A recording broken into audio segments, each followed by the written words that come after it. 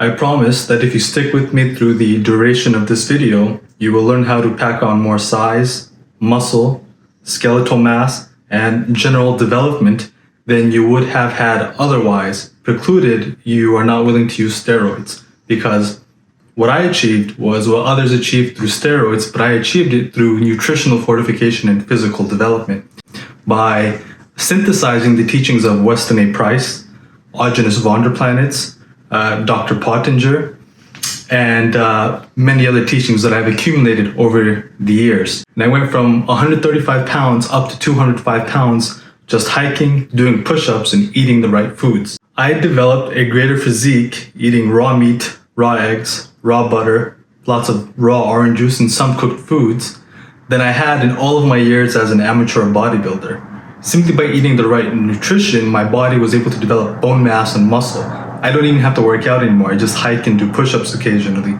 It's kind of crazy what the body can do.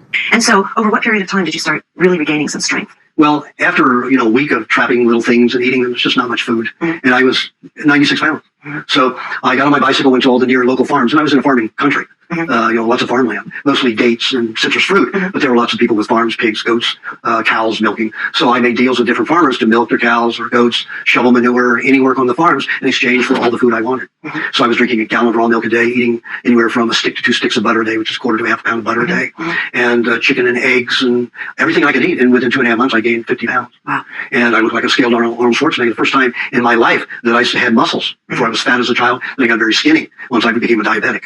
And this was a combination of eating all the raw fats, the raw proteins, but also you were doing some labor at the time. Yes. So you were using your body. Correct, which wasn't normal except for bicycling.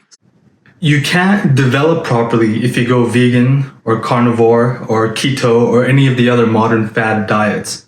Most people use these diets for weight loss. They are weight loss diets, especially the standard American diet, which is a completely degenerative diet. You can go obese or lose weight on that, but it will totally degenerate your intestines and skeletal system because it's an extremely malnourishing diet. The idea that I'm pertaining to in this video is physical development. How do you eat to develop bone mass, to develop skeletal structure and the skull, the brain's capacity, to allow for the wisdom teeth to full in? This is what I'm referring to. It's not about weight loss or anything like that. It's about nutritional fortification and physical development. The type that Dr. Price and Aajonus Vonderplanits and Dr. Pottenger alluded to in their works and studies. Dr. Weston Price was a dentist and dental researcher whose search for the causes of physical degeneration and dental decay took him all over the world to live with and investigate the diets of those traditional native populations who were pictures of exceptional health. This included the Swiss, Eskimos, Polynesians, Africans, New Zealanders, and many others, but always in remote tribal communities which had remained on their traditional diets as they were still far removed from industrialized society and modern refined foods. He found that these populations continued to exhibit perfect physical and dental health into old age, and he wrote about the traditional foods that they consumed, which kept them in such fabulous condition. His book, Nutrition and Physical Degeneration, which the Foundation continues to publish and sell every year, is still the only book of its kind, and his research is still being quoted at current scientific, medical, and nutritional conferences around the world. During the last 3 years in which I started consuming raw meat and raw eggs, raw butter, a lot of the primal diet ideas and also Weston A. Price's ideas, I was able to grow in all 4 of my wisdom teeth, which were previously impacted and submerged. Price looked upon the mouth, being a dentist, of course, he looked upon the mouth as being the window to the rest of the body. And because teeth were more readily accessible and easier to photograph and spot, he obviously emphasized that in his pictures. Most of Price's pictures are people with their mouths open for that very reason.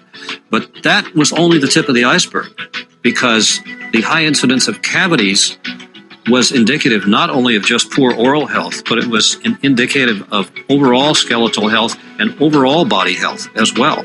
Further, I put on 70 pounds of muscle, bone mass, and fat, so it was an incredible growth spurt that I went through, and I contributed entirely to many of the raw foods and some of the cooked foods which I included in my diet.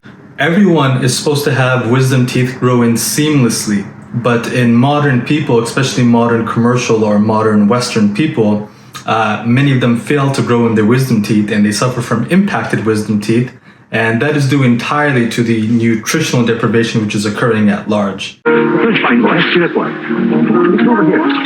You see. How old are you? Number of the teeth have decayed cavities in them. And that has happened because he's not eating enough fish or not getting enough milk. Say, you're a fine, big, strong fellow. How old are you? Why, you look as though you were a giant. My. Where'd you come from? Marrow. Well, that's the place. Did you eat lots of fish when you were a little boy? Yes. That's the stuff that makes good bodies. If everybody do that, the most universal disease in the world is the decay of the teeth. And unfortunately, we have not known the cause until we've gone to the primitive people to find how they prevent tooth decay. Our difficulty is that we are adding too much white flour and sugar and do not get enough of the foods that carry the minerals and vitamins. When the primitive people adopt the food of modern civilization, their teeth decay just as ours do. The most important part of a diet, if you want to develop, is the fat-soluble vitamins and minerals. The issue is that most people are not focusing on those kinds of foods today, especially if they're vegan or on the standard American diet. Carnivores don't get much either. The highest source of fat-soluble vitamins, K2, vitamin A, and vitamin D, the bodybuilding vitamins, are inside of pastured egg yolks, pastured butter, and organ meats from pastured animals. They are not in lean meat. You're not going to get any fat-soluble vitamins in lean meat or even the fat of muscle meat. They are again in the organs, in the egg yolks, and in the butter fat of animals. The deficiency of these fat-soluble vitamins results in dental decay, the decay and deformation of the dental arc, and the deformation of the entire skeletal structure. In 1933, Dr. and Mrs. Price visited Alaska to study the Eskimos, one of the last examples of a Stone Age people. The areas they visited were isolated. Travel was often very difficult. Among the Eskimos, Dr. Price discovered examples of physical excellence and dental perfection seldom found anywhere else in the world. Living in isolated districts on native foods, they had uniformly broad dental arches and typical Eskimo facial patterns. Their general health was excellent.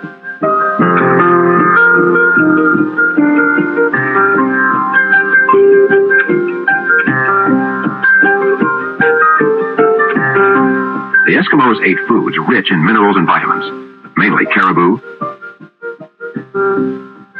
kelp, berries, fresh fish, organs of large sea animals, and seal oil. When the Eskimos were exposed to the foods of commerce, there was a marked rise in dental decay and a change in facial and dental arch formation.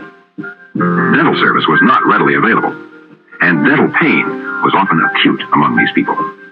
And so when Dr. Price did his studies, he understood that it was these fat-soluble vitamins, not necessarily how much carbs or proteins you were getting or even fat calories, but specifically the fat-soluble vitamins, which contributed to development and growth. A lot of traditional people, they ate their animal fats raw. They knew that there was heat-sensitive or heat-liable vitamins and nutrients in them which would be destroyed upon heating or cooking.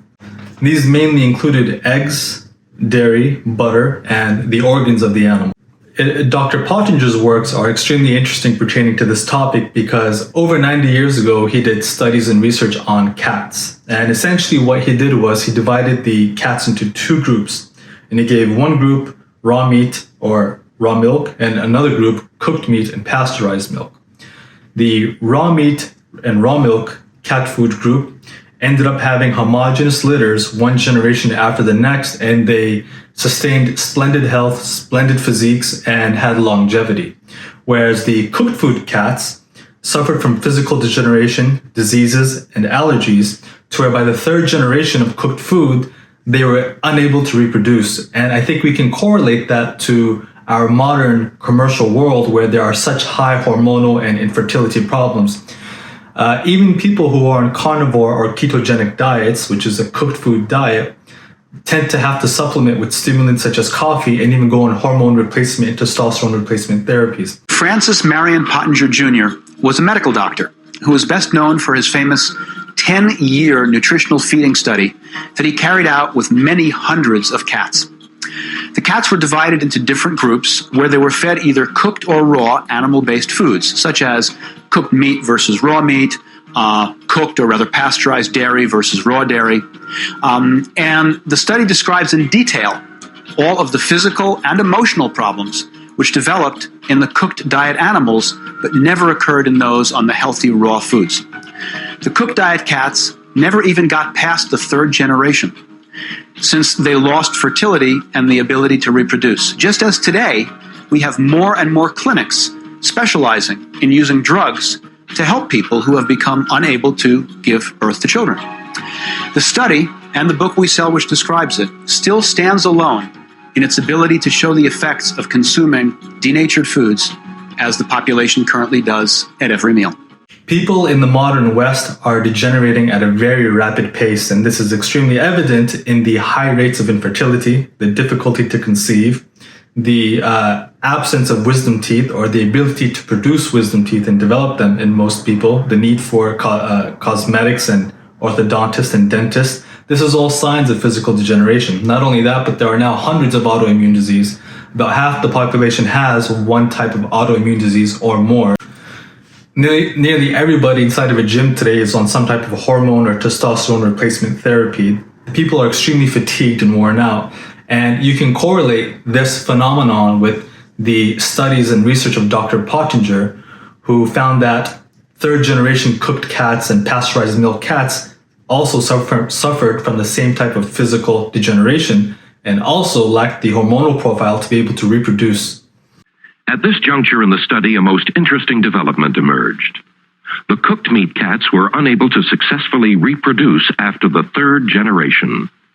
Most were void of sexual interests, and those that had attempted to mate could only produce stillborn litters.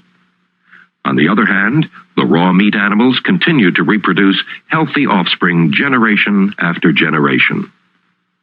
The notion that specific nutritional factors in food may be destroyed by heat processing is obviously not far-fetched. Now, most modern people are extremely disconnected and disassociated with any type of tradition, history, culture, or religion. They lack a type of connection to an ancestry. The idea of raw meat and raw milk sound totally alien and berserk to them.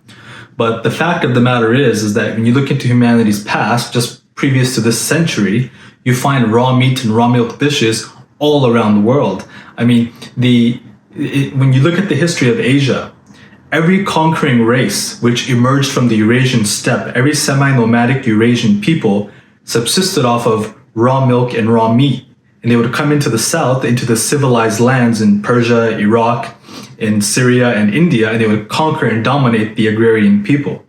And within several generations of them adapting the lifestyle and cuisine of agrarian peoples, they too would degenerate only to be conquered again by raw food nomads who would emerge from the north.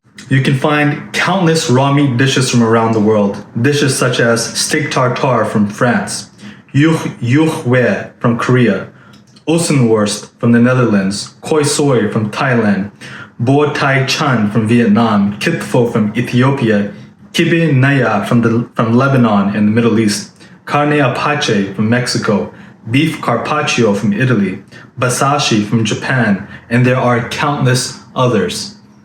All these raw meat dishes are remnants of mankind's ancestry. Now, I'm not advocating for a 100% raw food diet.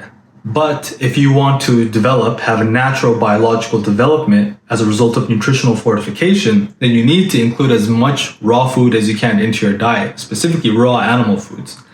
And I don't necessarily believe this is the best way of eating long term. This way of eating pertains only to the process of physical development. If you want to develop biologically, naturally. For longevity, I must agree that the best diet is a living food raw vegan diet because it requires very little digestive energy. But that is something that is more fit for adults in old age when they are done developing, and that may be when you're 25, 30, 50, 60, 70. You know yourself. I know raw vegans in their 60s and 70s who have more energy than I have now. It's pretty incredible. So for longevity, that's a different topic. For fighting disease, that's a different topic.